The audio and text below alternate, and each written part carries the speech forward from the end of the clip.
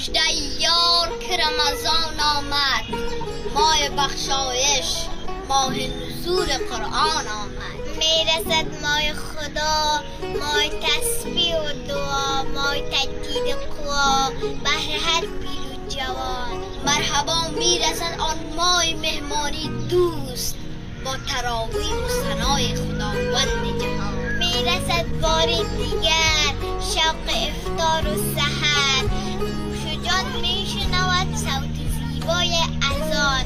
بشکرد غنچه راز از دل پاک و نیاز، میرود تا به فلک ناله ها از دل جان. روزداران به شما فرصت تازه رسید، بهر پاکی دل، بهر اصلاح روان. ماه قرآن که بهار وجود همه شد، میدهد رنگ تراوت بر رخسار خزان. بذری ایمان و عمل اندرین ماه عسل، تا به 70 برابر شود خوشه آن.